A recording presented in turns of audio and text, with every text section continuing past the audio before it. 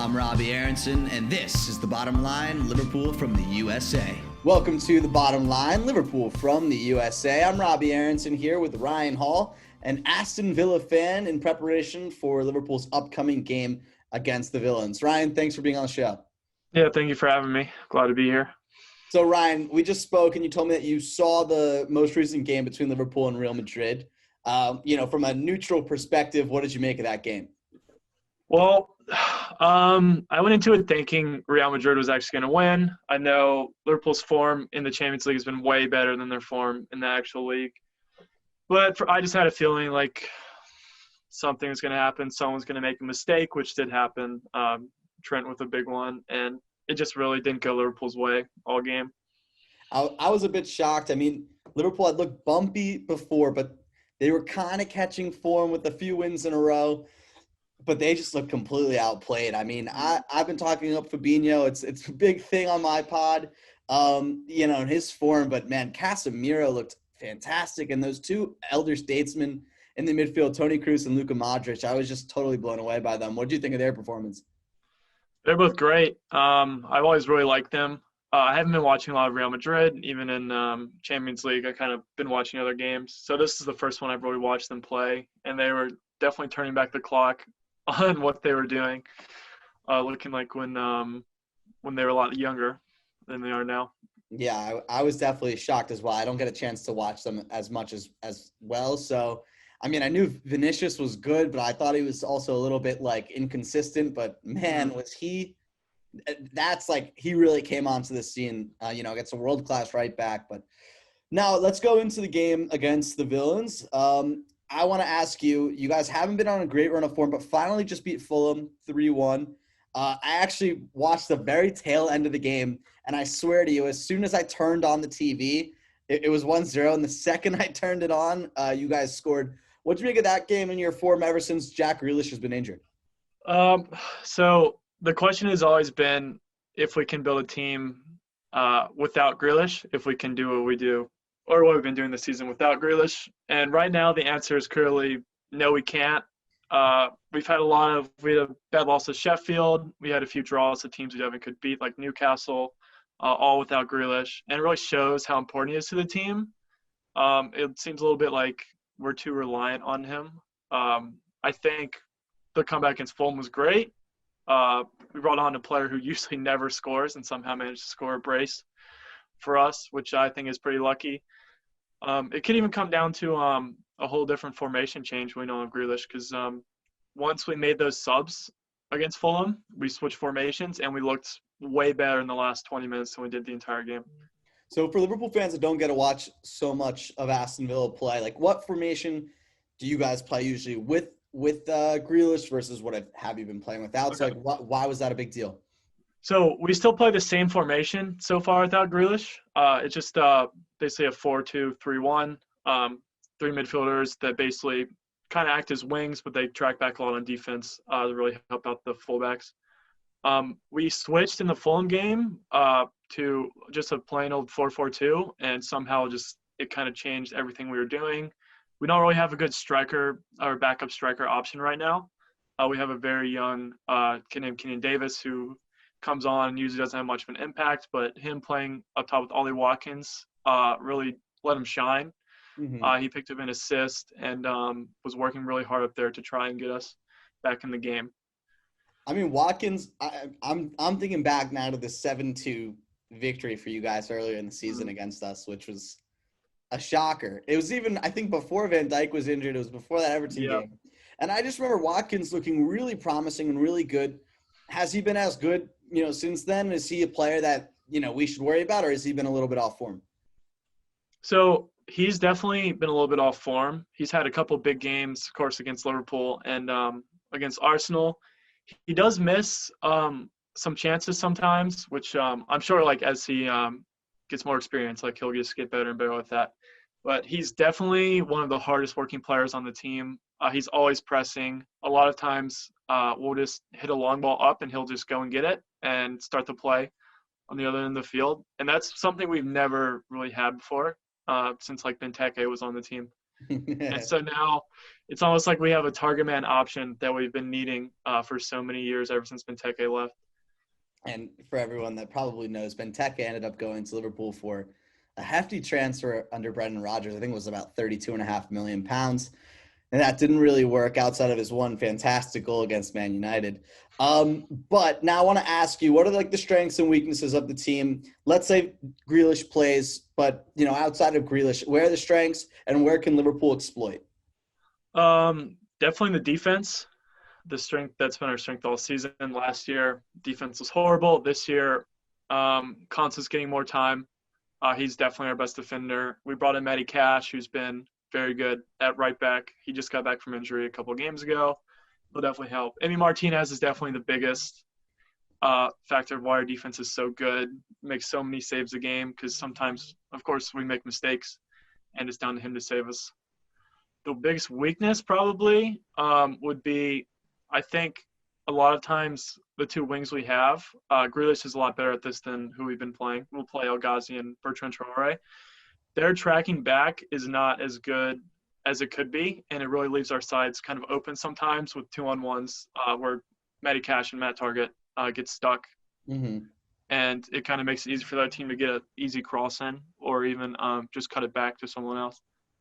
Now, let's go into the game. I'm going to give my prediction on the lineup for Liverpool. Why don't you give your lineup prediction for Villa? Okay. Well, same back four. So we had all year: Mings, Konsa, Cash, Target. Sanson, our signing from January, he's been seeing a lot more minutes. He'll probably start with Douglas Luiz, kind of holding. And recently, Barkley has lost his spot to not only a 19-year-old, but now John McGinn plays in that more forward role. And then if Grealish is back, Grealish on the left wing, Bertrand Traore on the right wing, Ollie Watkins up top. Haven't really made a lot of changes to that all year when everyone's fit. Now, I obviously haven't seen too much of Aston Villa, but Barkley, at least when he played against Liverpool and when he was on Everton, he always plays well against Liverpool. Has he not been as good of on form? Was he playing much better when Grealish was there, or what's happened with that? He started off very well when he came in, and since probably like the first few months, he has been not very good at all. He doesn't really work hard on the press. He gives the ball away a lot. He chooses to take a lot of shots where he could play a pass probably to get to a better position. And I don't know. Even when Grealish is in, he just doesn't look like he should be there and that he's like fitting well to the team. But it could just be a bad run of form because he was good at the beginning of the season. Definitely get that. For Liverpool, I think they're going to go with Alisson, obviously, with the mustache. Did you see that mustache, by the way? What do you think of it? Yeah, that was interesting. Looked like he was on Narcos. Yeah, it's pretty funny. I think Klopp will keep faith with Trent. The center backs are, I think, both going to be Nat Phillips and Kabak. I think both of them, honestly, Liverpool did let up 3 goals to Real Madrid. They're playing against world-class players, and honestly, I thought they played pretty well. They've been playing pretty well all season. They had 3 clean sheets in a row, or maybe even 4 before that game. So I think he'll go with them again. At left back, I kind of always say maybe Robertson will get dropped finally just because he's just the hardest working man on Liverpool and he just plays every minute of every game. I would love to see Kostas Tsimikas get a game. I don't think it's going to happen, but I'm going to say it just because maybe I'll get to finally see our £11 million signing play. In the midfield, I think he's got to go with Fabinho. I think he'll go with Thiago again. Thiago, I thought, played pretty well when he came on. And he might go with Gini Wijnaldum, and he probably will because Gini always plays. But I'd love to see him play Naby again. Naby got a lot of hate over the weekend, and I'm going to speak about that later. Sorry, over midweek. I thought Naby actually played okay while he was on, and I understood why he played. And he's a talented dribbler, and he can drive at people.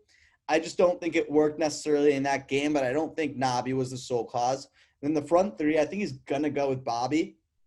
I think he'll drop Sadio Mane. I think he'll go Jota and then Mo Salah.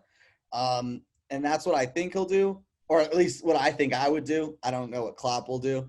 But, that's kind of the lineup I would go with. So I want to ask you what you think the score will be, who you think the X factor of the game will be, and who's going to score the first goal. I think probably final score. If Grealish is playing, I think we could definitely pull out like a 2-0, 2-1 win. Just because of Liverpool's defense is looking a little shaky recently. And if our counterattack is on, that's what we're best at. It hasn't been on for a few games, especially with Grealish gone. But that's one of the reasons why I think we won by such a high margin in the first game, just because our counterattack was on that game. And so if it's like that, I think we could definitely win. And our defense looks good enough to maybe keep a clean sheet or only give up one goal. And the X factor and who's going to score the goals? First goal. Oh, sorry. Yeah, X factor, Grealish, of course. If it's not Grealish, I think John McGinnon in this more forward position, he's looked way better than when he is more of a holding midfielder, which has been his role basically all season. First goal, probably going to come from one of the wings more than Ollie Watkins. Ollie Watkins is more of a catalyst and just bringing everyone into the play. Mm-hmm. I could see a Bertrand Traore first goal. Now I like John McGinn a lot. I think he's a talented player. He gets on well with Andrew Robertson as well. Mm-hmm. Kind of a funny guy. And back to your press comment, I mean, I think that was the biggest thing against Real Madrid in that game. Real Madrid just kind of punched quick, got the ball out. You saw with Courtois, like even when they didn't score, I think Real Madrid had a corner in the second half, got the ball. Trent made a really good stop on a 2-on-1. But Liverpool has struggled against that break, especially with the defenders. Kabak's looked faster than I thought he was originally. Phillips, as much as I really, really, really do like him, he does look a little slower. So that is something I do worry about. For Liverpool, I think that we do get back on form, hopefully. I think we can honestly make a statement win here, 3-1. No, 3-0. I'm going to clean sheet. They're going to get another clean sheet. I think the first goal will be none other than Diogo Jota. He's a safe bet. And the X factor for the game, I think you got to go with I don't know, man. I think Thiago. I think Thiago's looks pretty good. I think he looked decent coming on in that game. And I think finally with Fabinho, he's starting to shine a little bit. Maybe we can win the midfield battle finally, and he'll be a key catalyst for that. But, yeah, thanks for being on the show. And before you go, I just want to say, there have been reports out there that Naby Keita and Trent Alexander-Arnold were getting some racist abuse online. And I just want to say, I do not ever stand for that. I think it's pretty despicable, and I feel horrible for them. I am disgusted that someone can do that, and this show obviously doesn't welcome that or condone that at all, and I'm sure you don't either. But I just wanted to put that out there. But Ryan, thanks for being on the show, man. I really appreciate it. Thank you for watching The Bottom Line. Hopefully we can get some more people on the show after the game. Maybe I can have you on after the game if it works for our schedules. And you'll never walk alone. Thanks for watching. Thanks for having me, man.